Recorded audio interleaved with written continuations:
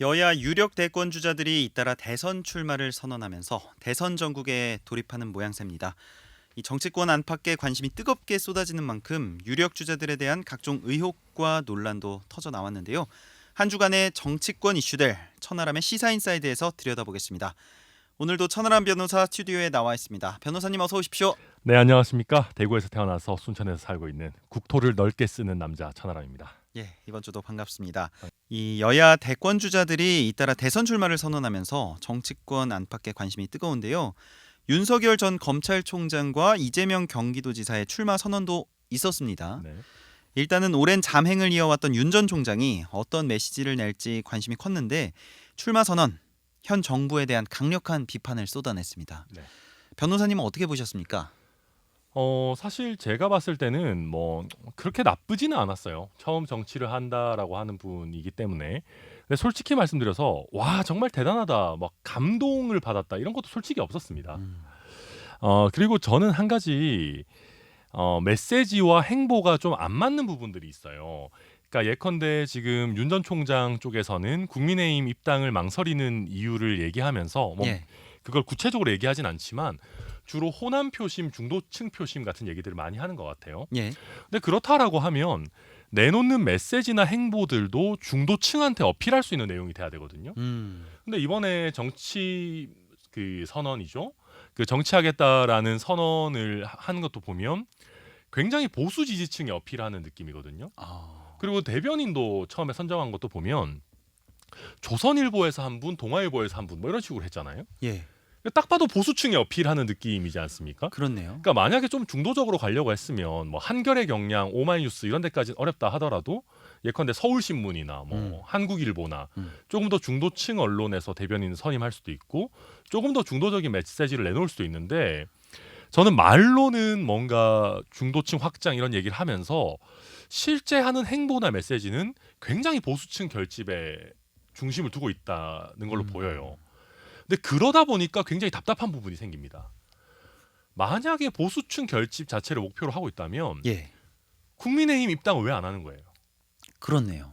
그러니까 저는 이번에 정치 선언을 할 때도 만약에 시원하게 안 하는 정말로 보수층부터 일단 먼저 결집시키려고 하고 그 다음에 중도 확장을 하겠다. 그런 관점에서 나는 국민의힘과 철학을 같이 할 뿐만 아니라 국민의힘에 들어가겠다. 이렇게 했다면 저는 오히려 더 큰 반향이 있었을 것 같아요. 근데 누가 봐도 보수 쪽으로 가면서 국민의힘 입당은 안 하다 보니까 약간 오히려 조금 답답한 느낌을 주는 것 아닌가. 저는 그렇게 사실 봤습니다. 그렇군요. 이 윤 전 총장이 또 출마 선언 3일 만에 이 대형 악재를 만났다. 이런 말들이 나옵니다. 아내 김건희 씨 줄리 논란이 채 잦아들기도 전에 장모가 의료법 위반 또 사기죄 혐의로 법정 구속된 건데요. 네. 처가 리스크 아무래도 대선 주자로서 타격을 받을 수밖에 없지 않겠습니까? 처가 리스크 이런 말부터가 굉장히 우리 처갓집에서 들으면 굉장히 서운할 법한 단어 선택인데 예, 사실은 이 부분이 일반적인 대선 주자라고 하면 그렇게 크게 이슈가 아닐 수도 있어요. 그러니까 예를 들면 저도 그렇고 우리 아나운서님도 마찬가지로 장모님이 어디 가서 뭐 하는지 사실 잘 모르거든요. 우리가 보통 예, 그렇지 않습니까? 예. 그러다 보니까 내가 같이 매일 함께 생활을 하는 와이프도 아니고 장모님의 문제라고 하면 보통 그렇게까지 큰 악재라고 할 수는 없어요. 근데 윤 전 총장 같은 경우는 워낙 법과 원칙, 공정 이런 부분들을 굉장히 많이 내세웠었기 때문에 키워드로. 네. 예, 그러다 보니까 장모님도 어떻게 보면 이렇게 법적으로 곤란을 겪고 계시는 분이 공정이나 법 원칙 이런 것들을 내세울 수가 있겠느냐라는 면에서 어느 정도 악재는 맞다라고 봐야 되는 것이고요. 다만 이게 그렇게 보면 뭐 언론에서 얘기하는 것처럼 엄청난 악재냐와 관련해서는 저는 솔직히 윤 전 총장이 자기가 검사를 하면서 본인이 직접 개입을 했다거나 우리 장모님 봐달라고 했다거나 이 정도가 나오면 진짜 엄청난 악재인데 그게 아니면 제 생각에는 뭐 그렇게까지 큰 악재겠느냐 한번 좀 지켜봐야 된다 그렇게 보고 있습니다. 예, 지켜봐야 된다. 그런데 이 윤 전 총장의 장모가 책임 면제각서를 받았다는 이유로 입건조차 되지 않았습니다. 네. 때문에 윤 전 총장이 검찰 재직 당시 장모 사건 처리에 관여한 것 아니냐는 의혹이 나왔는데요. 네. 변호사님은 전문가시니까 여쭤보겠습니다. 이게 문제가 없는 건가요? 좀 이상하긴 해요. 제가 봐도. 그러니까 왜냐하면 책임 면제각서라는 건 말 그대로 자기들끼리 쓰는 건데 예, 예. 이걸 근거로 뭐 예를 들어서 입건조차 하지 않고 빼준다라는 거는 제가 봐도 좀 이상하긴 한 건 맞아요. 음. 근데 이게 지금 그 우리가 소위 말하는 사무장 병원 그런 건이거든요. 그러니까 원래 병원은 의사가 아니면 차리면 안 되잖아요. 예. 근데 지금 이게 중요한 게 내가 설립하는데 막 엄청나게 그 관여를 했느냐 아니면 그냥 돈만 빌려준 거냐라는 문제인 건데 책임 면제각서를 이유로 그냥 돈만 빌려준 사람이다라고 본 거죠. 그러니까 가능은 하지만 조금 어색한 것은 맞고요. 특히 우리 국민들께서 보시기에는 이게 윤 전 총장이 검사다 보니까 예. 사실 이런 거에 대한 증거는 전혀 없어요. 팩트는 하나도 지금 나온 게 없습니다만은 아마 민주당에서도 계속해서 윤 전 총장이 뭔가 관여한 거 아니겠느냐라고 하는 의혹, 좀 더 나아가서는 음모론을 아무래도 좀 유포할 가능성이 크고 예. 이거를 윤 전 총장 측이 설득력 있게 방어해낼 수 있겠느냐 이것도 또 하나의 관전 포인트가 될 겁니다. 예, 이 문제도 지켜봐야겠네요. 또 한편 입당 문제와 관련해서 네. 국민의힘은 윤 전 총장과 장모 선고는 별개다. 입당 자격 요건에 전혀 문제가 없다 하는 입장인데 동의하십니까?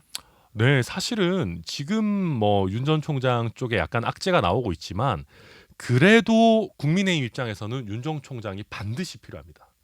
무슨 얘기냐면 지금 야권의 그래도 압도적인 1위 후보고 가장 예. 네, 설령 윤 전 총장이 최종 후보가 될지 안 될지는 아직 알 수 없어요. 그거는 예. 뭐 내부 경선도 거쳐보고 그 과정에서 더 뭐 정책 대결 검증 불거지겠죠.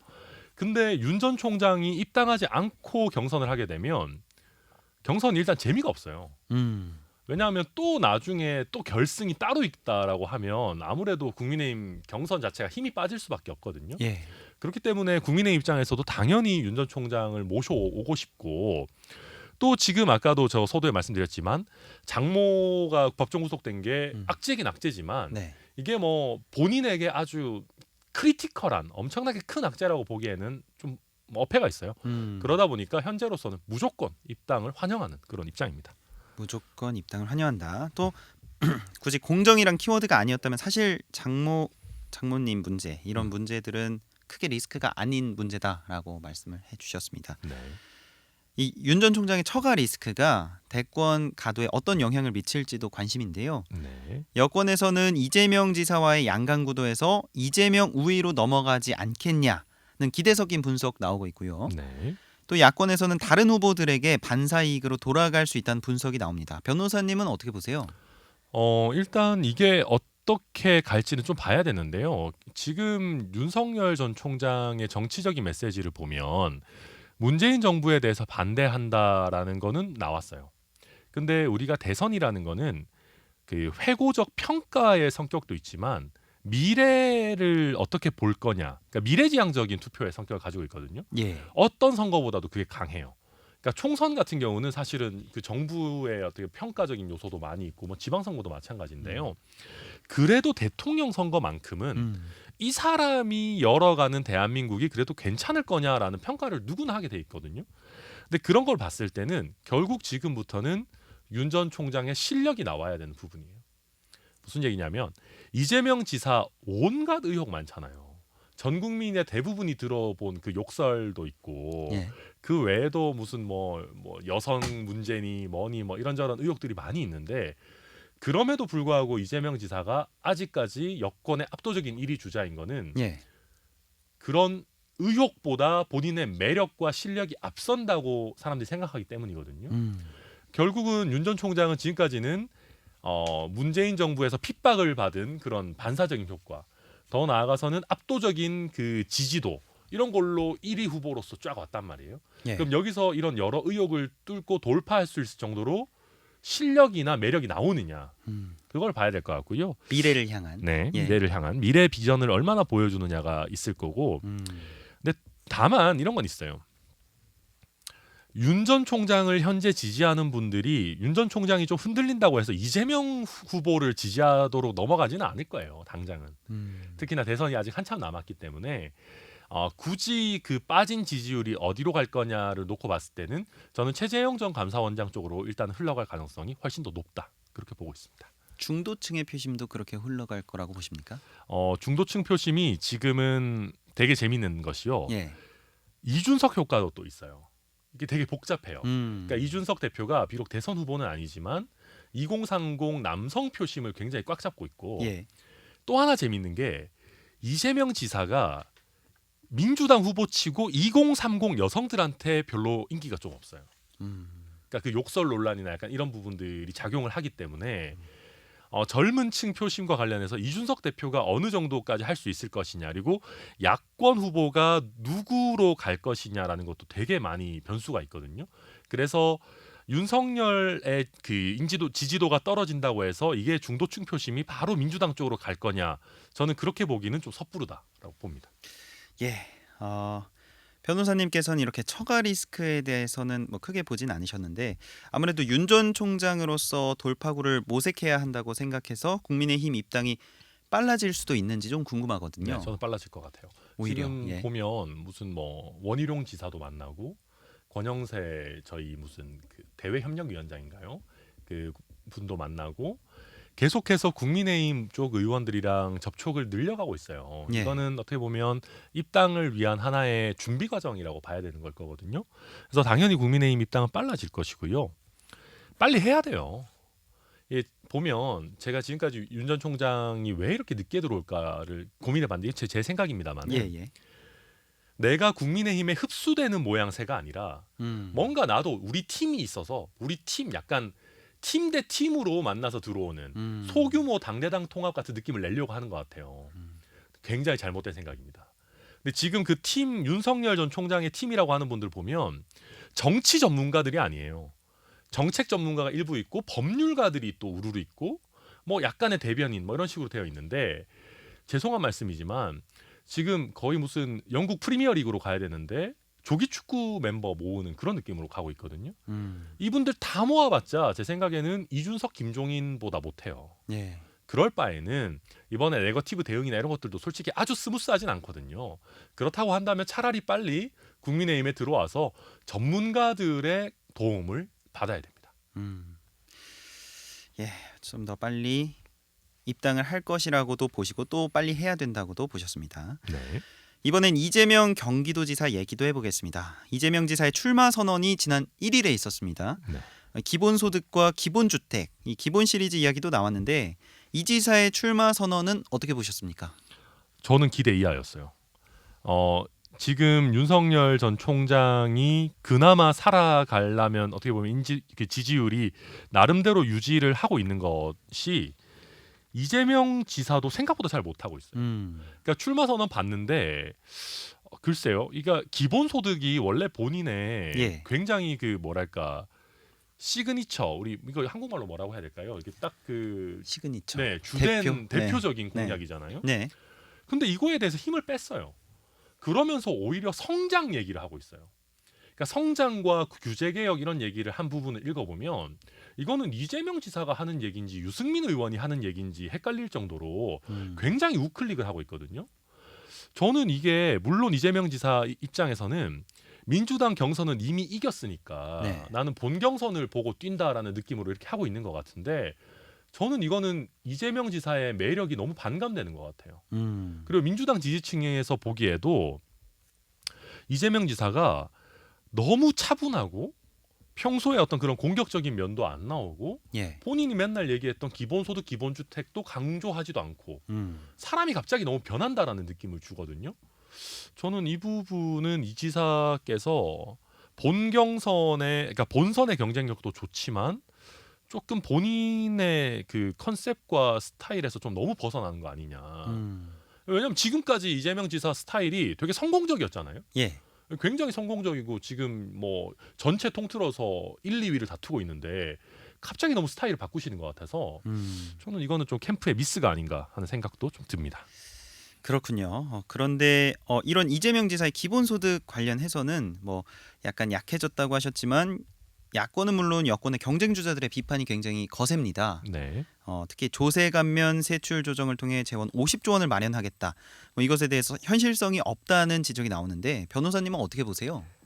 이게 사실은 저희 당에서 하는 거면 하려면 할 수도 있을 겁니다.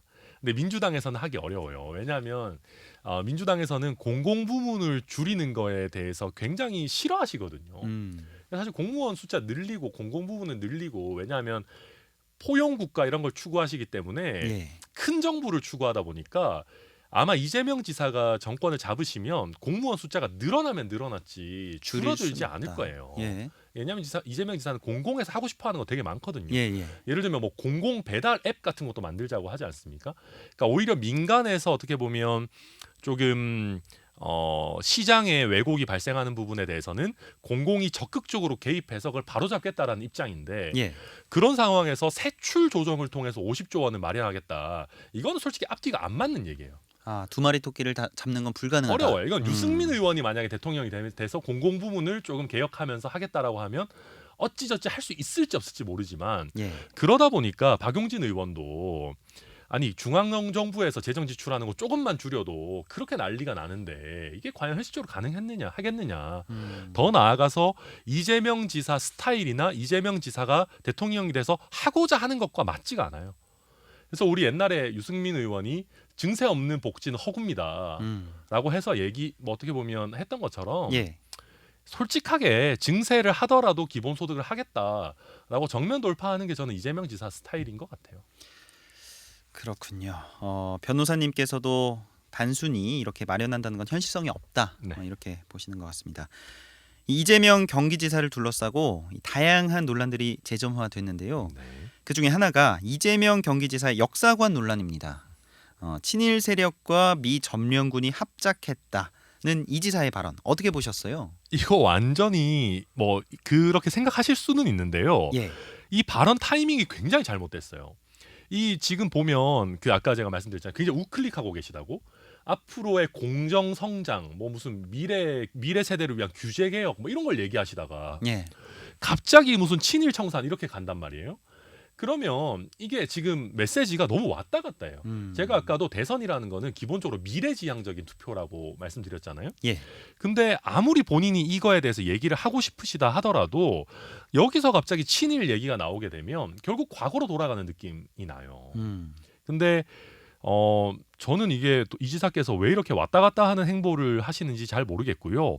물론 국민 한 사람으로서 그런 건 있죠. 우리가 사실 유럽의 나치 청산에 비교했을 때 친일 청산이 덜 된 것은 맞아요. 예, 근데 이게 우리 광복회 회장의 발언과 막 겹쳐지면서 굉장히 반미적인 느낌을 준다는 말이에요. 그러니까 이재명 지사는 그걸 의도했는지 안 의도했는지 몰라도 그렇게 되면 또 뭔가 색깔론, 진영 논리 이런 것들이 계속 나오는 그 단초가 되기 때문에 예.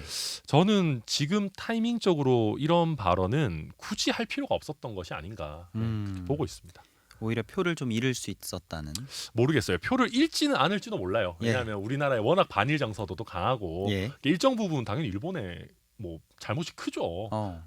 그렇기는 하지만 어떤 본인이 지금 가고자 하는 미래적인 대선 후보로서의 느낌 그리고 기존에 비해서 약간 우클릭을 하면서 점잖은 느낌으로 가고 계시거든요. 예. 심지어 저는 염색도 안 하는 것도 크다고 봐요. 그러니까 옛날에 2017년에 대선 후보였을 때는 네. 굉장히 싸움딱 같고 막 도전자 같고 막 어떻게 해서든 내가 대통령이 되겠다 이런 느낌이었는데 예. 요즘 뭔가 염색도 안 하시고 머리도 하얗고 푸근하고 예. 뭔가 이 중도층도 이렇게 포용할 수 있을 것 같고 그런 예. 부드러운 이미지로 가고 계셨는데 전 이렇게 날선 과거 논쟁으로 가게 되면 기껏 쌓아놓은 그런 부드러움이 결국 빛을 발할 수 있다. 그렇게 봅니다. 그렇군요. 다음 이야기로 넘어가 보겠습니다. 더불어민주당의 대권 주자 9명이 링 위에 올랐습니다. 네. 예비 경선 TV 토론회도 열리고 있는데요. 반 이재명 동맹 합종 연횡의 가능성이 커 보인다. 이런 분석들 나옵니다. 어떻게 전망하세요? 반 이재명 동맹 해주면은 이재명 지사님 꽃놀이패입니다. 너무 좋습니다. 이건 이재명 지사님 입장에서. 왜 그러냐면 반 이재명 동맹의 선두에 설 만한 분들이 이낙연 뭐 정세균 두 후보예요. 예. 근데 이낙연 정세균 두 후보의 공통점이 뭡니까? 문재인 정부의 국무총리를 했다는 거 아니겠습니까? 예. 지금도 이재명 지사는 문재인 정부의 실정, 특히 부동산 정책 실패 이런 거에 대해서 아쉬워하는 분들한테도 그래도 나는 이재명은 좋아 이런 평가를 많이 받고 있거든요. 예. 근데 그게 만약에 이낙연, 정세균 등등등의 후보들이 반 이재명 동맹을 해주면 민주당의 실패 문재인 정부의 실책으로부터 이재명 지사가 오히려 떨어져 나오는 효과가 생겨요. 이게 경선 과정에서는 조금 더 힘들어질지 모르지만 솔직히 냉정하게 말해서 반 이재명 동맹은 명분이 없어요. 그냥 우리랑 결이 나는 친문 적자가 아닌 이재명 지사가 대선 후보가 되는 거는 싫다. 그거밖에 아니거든요. 이거는 솔직히 말해서 야합이에요. 그러니까 이게 51%의 지지를 받기는 굉장히 어렵습니다. 그렇다면 이런 동맹이 있다 하더라도 이재명 지사는 그걸 뚫고 민주당 대선 후보가 될 가능성이 높은데 그런 과정에서 이낙연, 정세균 두 후보와 각을 세우면서 기존의 정부의 실패와 독립된 모습을 보여주면 본선에서는 훨씬 더 좋은 결과를 얻을 수도 있을 겁니다. 오히려 반 이재명 연대가 만들어지면 이재명 지사에겐 굉장히 유리하다. 네. 이렇게 보시는 거군요. 네. 그렇다면 이렇게 정세균, 이광재 후보 단일화, 이 두 사람의 단일화는 파급력이 없다고 보십니까? 저는 솔직히 굉장히 실망스러워요. 그러니까 무슨 얘기냐면 저희 당에서 저희끼리 그냥 얘기할 때 제일 무서운 후보가 누구냐 예. 꼽은 게 보통 정세균, 이광재예요. 왜냐하면 정세균 총리께서는 굉장히 중도 확장성이 있어요. 예전에 무슨 쌍용이었나요? 어디서 그 임원까지 하고 또 뭐 산업부 장관 이런 거 하면서 그 실물 경제에 대해서 이해도 깊으시고 굉장히 중도적인 느낌을 많이 주셨던 분이거든요. 예. 또 경제적인 면 이런 부분 관련해 가지고는 그러니까 정세균 총리가 대선 후보가 되면 본선에서 우리가 되게 위험할 수도 있겠다 생각을 했었는데 요즘 하시는 행보 보면 굉장히 이상해요. 무슨 갑자기 젊은 사람 따라하겠다고 뭐 가죽 잠바 입고 뭐 이상한 거 틱톡 찍어서 올리시고 그거는 거의 뭐 젊은 사람들한테 찍지 말아라고 하는 거거든요. 그런 쇼는 절대 하면 안 돼요. 또 이광재 후보도 원래 굉장히 정책통이고 뭔가 본인의 아이디어가 많으신 분으로 유명한데 요즘 내놓는 아이디어들 보면 뭐 대단한 건 없거든요. 그러다 보니까 저는 정세균, 이광재 두 후보가 본인의 장점을 국민들에게 충분히 보여준 상황에서 아주 의미 있는 단일화를 했다라고 하면 저는 굉장히 큰 변수가 될 수 있었을 텐데 저는 이 두 분 다 그런 매력을 보여주지 못하고 있는 상황에서 선거공학적으로 단일화를 하다 보니까 저는 이재명 지사에게 미치는 악영향은 거의 없을 거다 그렇게 예. 보고 있습니다. 이재명 지사를 이길 자는 없다. 약간 이렇게 보시는 것 같습니다. 현재로서는 그렇습니다. 저는 오히려 박용진 의원 정도가 다크호스가 될 수 있지 않을까 정도로 보고 있습니다. 예, 오늘 말씀 여기까지 듣겠습니다. 고맙습니다. 네, 감사합니다.